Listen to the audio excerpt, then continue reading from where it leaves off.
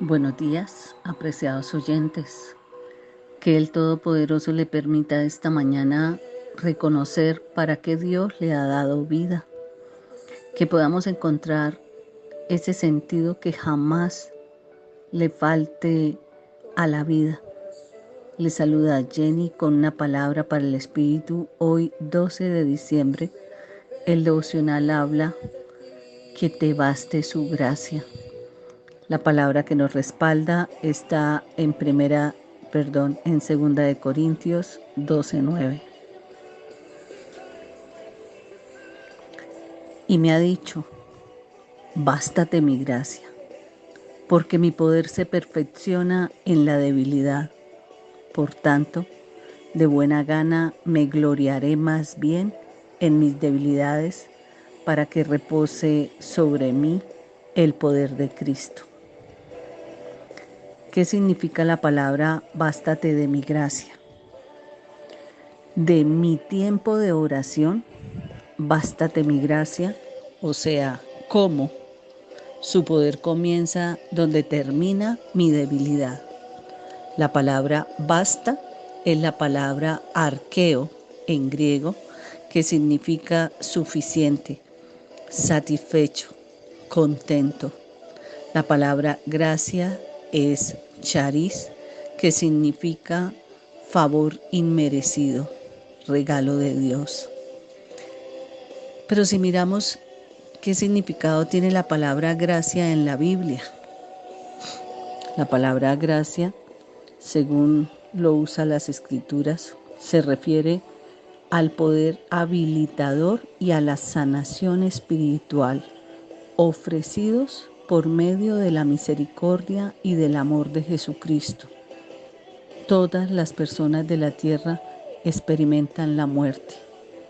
Aunque Dios no le quitó la aflicción física a Pablo, sí prometió demostrar su poder en él. El hecho de que el poder de Dios se manifiesta en nuestras debilidades debería darnos valor y esperanza. A medida que reconozcamos nuestras limitaciones, confiaremos más en Dios, que es nuestra propia energía, en nuestro esfuerzo, el talento.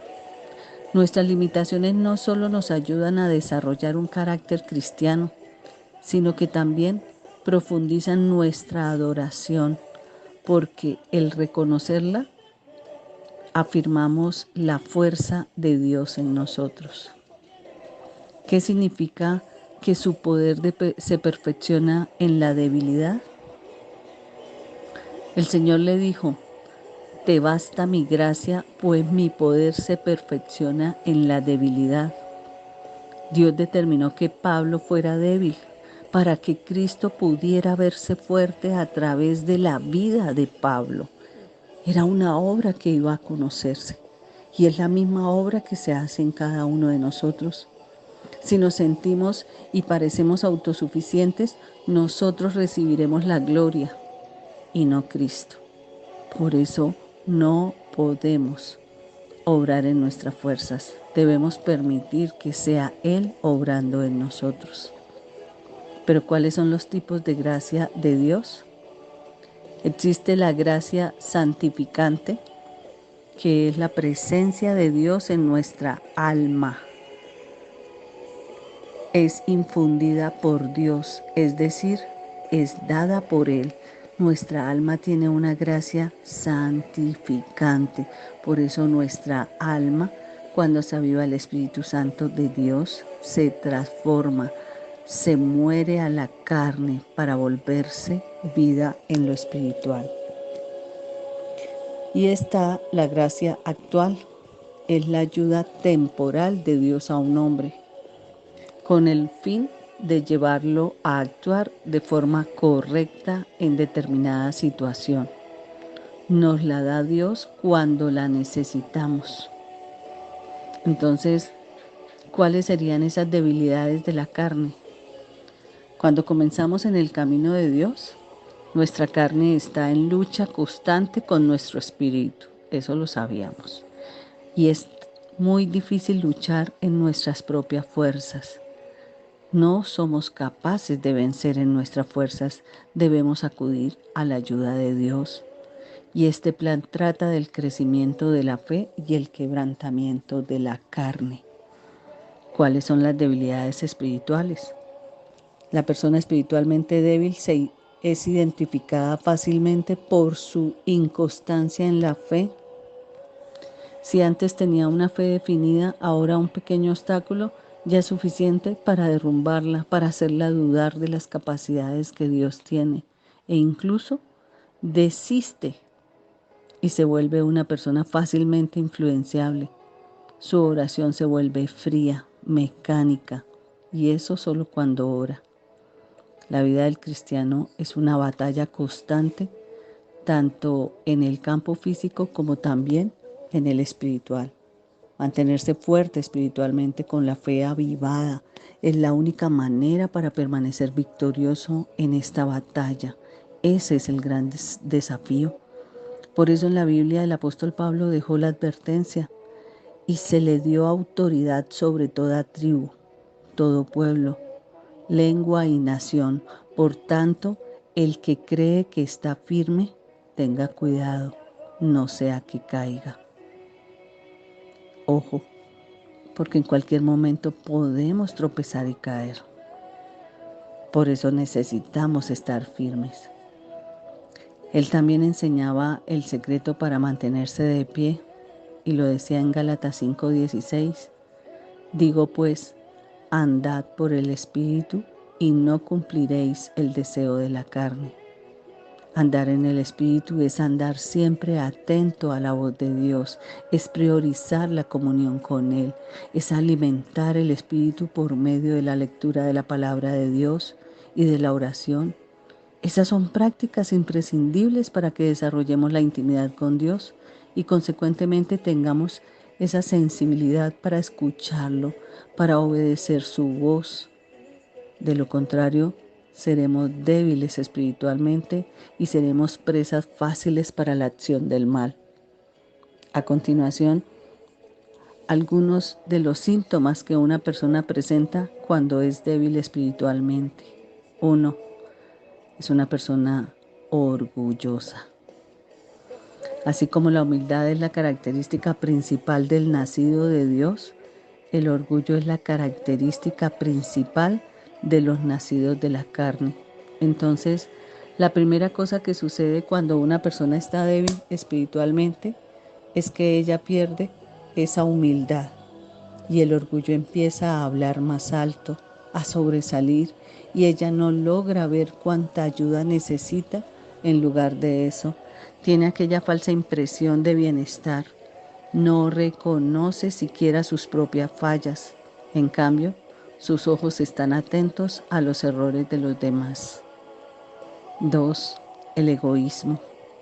Ella pierde la sensibilidad para percibir la necesidad del otro, preocupándose solo por sus propias necesidades, incluso frente a alguien que está sufriendo. No se sensibiliza. Si antes tenía sed de evangelizar, ahora evita hacerlo.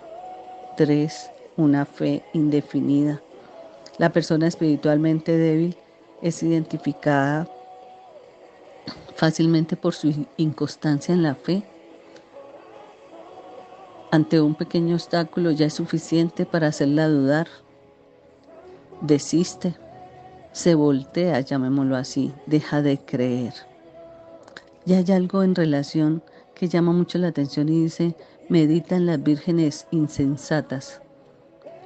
4. Ya no ayuda y no ora como antes. Su oración se vuelve fría, se vuelve un repetir. Eso cuando ora. Entonces el ayuno se vuelve muy difícil para ella y comienza a ayunar cada vez menos. Y cuando ayuna termina rompiendo el ayuno porque ya no puede permanecer en el Espíritu. Cuando asiste a una reunión en el momento de buscar a Dios, no puede concentrarse y abre los ojos con frecuencia. Rompe esa intimidad. 5. El miedo sobre la duda. Ya dijimos que una persona espiritualmente débil tiene una fe indefinida, inconstante. Un momento cree, un momento no cree. Es bombardeada fácilmente por la duda y el miedo. Los pensamientos negativos toman fuerza y ella se vuelve aún más vulnerable a la acción del mal, una víctima potencial de los ataques del enemigo. 6. El desánimo para leer la Biblia. Ella no tiene interés en la lectura de la Biblia. Todas las veces que abre la Biblia para leer, el desánimo se apodera de ella, se siente somnolienta y de inmediato abandona la lectura. Y esa lectura es cada vez más escasa. Y 7. Los malos ojos. Ella no tiene una visión espiritual, se volvió maliciosa, empieza a juzgar todo y a todos, no acepta la reprensión y en lugar de eso, cuando se le llama la atención se hace la víctima, se siente víctima de la injusticia y se llena de ira, ya no logra ver el cuidado de Dios cuando se reprende. Hoy, haz un autoanálisis. Y si te identificas por lo menos con una de estas señales en tu vida, es el momento de parar, de buscar el perdón de Dios y de hacer un avivamiento espiritual. En Romanos 8:26 la palabra dice, y de la misma manera también el Espíritu nos ayuda en nuestra debilidad, porque no sabemos orar como debiéramos, pero el Espíritu mismo intercede por nosotros con gemidos indecibles. Oramos. Gracias, amado Dios, porque nos permites vivir confiados en nuestra gracia, porque nos sustentas.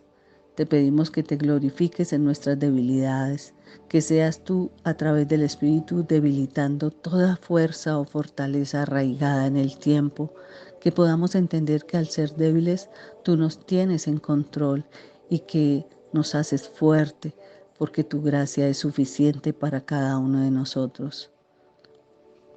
Que en cada situación por la que nuestra vida pase, recuérdanos que tú eres ese Dios sobre cualquier cosa o circunstancia que nos suceda.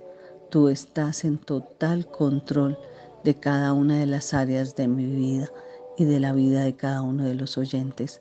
En el nombre poderoso de Jesús. Amén y amén. Si esta noche, bástate en mi gracia, el Señor te habló, comparte esta palabra con alguien que necesite entender cuál es la gracia que Dios nos ha dado como un regalo y que nos ha perdonado sin merecerlo. Bendiciones.